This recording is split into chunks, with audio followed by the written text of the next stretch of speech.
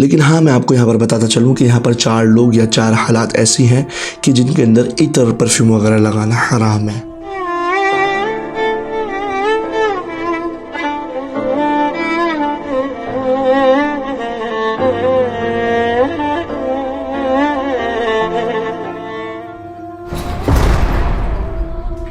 اللہم صلی علی محمد وعلی محمد وعجل فرجهم واہلک عدوهم۔ السلام علیکم ورحمۃ اللہ۔ ناظرین کرام، جیسے کہ آپ کو معلوم ہے کہ شریعت اسلامی کے اندر خوشبو لگانے کی جانب بہت زیادہ تاکید کی گئی ہے،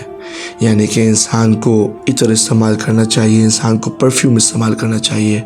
اس جانب بہت زیادہ تشویق دلائی گئی ہے اور بہت ساری روایت بھی موجود ہے۔ مثال کے طور پر رسول خدا نے فرمایا ما انفق فی العطور لیس من الاسراف، یعنی کہ انسان اگر خوشبو کے اوپر زیادہ پیسے خرچہ کرے تو یہ اسراف میں سے نہیں ہے، اور رسول خدا کے بارے میں بھی ایسی روایات ملتی ہیں۔ اور روایت میں تو یہاں تک وارد ہوا ہے کہ امام حسن مجتبی علیہ السلام اتنی بہترین خوشبو استعمال کیا کرتے تھے کہ لوگ ان کے آنے کا پتہ جو ہے دور سے ہی پتہ لگا لیا کرتے تھے کہ اس جانب سے امام حسن علیہ السلام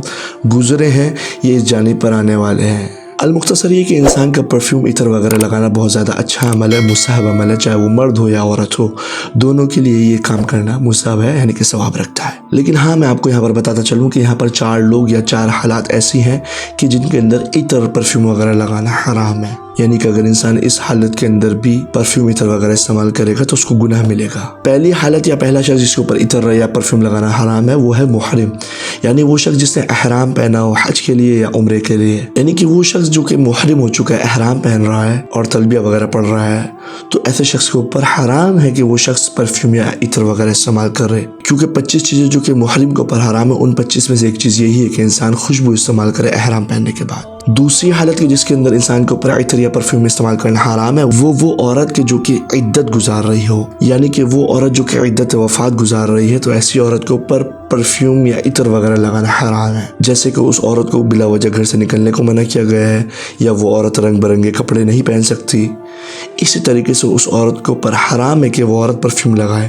جو کہ عدت وفات گزار رہی ہے، جو کہ ابھی بیوہ ہوئی ہے۔ تیسری حالت کہ جس حالت کے اندر انسان کے اوپر پرفیوم یا عطر لگانا حرام ہے وہ اس صورت کے اندر ہے کہ جب عورت اپنے گھر سے باہر نکل رہی ہو، تو وہ عورت جو کہ بازار میں جا رہی ہے یا کسی ضروری کام سے یا آفس یا کسی بھی کام سے گھر سے باہر جا رہی ہے، تو ایسی عورت کے اوپر اجانب یعنی اجنبی لوگوں کے لیے پرفیوم لگانا حرام ہے، یعنی کہ عورت کے لیے گناہ ہے کہ عورت گھر سے نکلتے وقت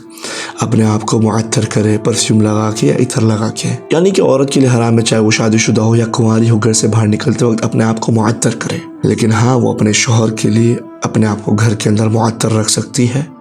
جو کہ بہت زیادہ ثواب رکھتا ہے۔ لیکن ایک عورت جو کہ بازار جا رہی ہے، مارکیٹ جا رہی ہے، آفس جا رہی ہے، اسکول میں پڑھاتی ہے،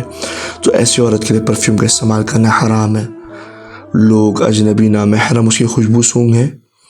تو یہ اس کو جہنم کے عذاب۔ چوتھی حالت کے جس کے اندر انسان کے اوپر پرفیوم یا عطر کا استعمال کرنا حرام ہے وہ ہے معتکف کے اوپر، یعنی کہ وہ شخص یا وہ عورت جو کہ اعتکاف کے اندر بیٹھ رہی ہے کسی مسجد کے اندر، چاہے وہ رمضان کے اندر ہو یا دوسرے کسی اور مہینے کے اندر ہو، یعنی کہ ایسا شخص جو کہ اعتکاف کے لیے بیٹھ رہا ہے مسجد کے اندر عبادت گزاری کے لیے، تو ایسے شخص کے اوپر یا ایسی عورت کے اوپر پرفیوم کا اور عطر کا استعمال کرنا حرام ہے۔ یعنی کہ 4 حالتوں کے اندر پرفیوم اور عطر کا استعمال کرنا حرام ہے۔ نمبر 1 محرم جو کہ حج اور عمرے کا احرام پہن چکا ہو، دوسری حالت وہ عورت جو کہ عدت وفات پوری کر رہی ہے، تیسری وہ عورت جو کہ گھر سے باہر نکل رہی ہے، چوتھی وہ مرد یا وہ عورت جو کہ اعتکاف کے اندر بیٹھی ہوئی ہے۔ ان 4 حالت یا ان 4 شخص کے اوپر عطر اور پرفیوم کا استعمال کرنا حرام ہے۔ مجھے آپ سب اپنی دعاؤں کے اندر یاد رکھیے گا۔ السلام علیکم ورحمۃ اللہ۔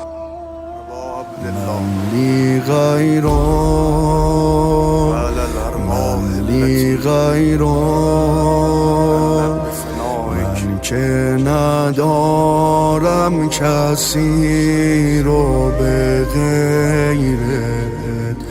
آرزو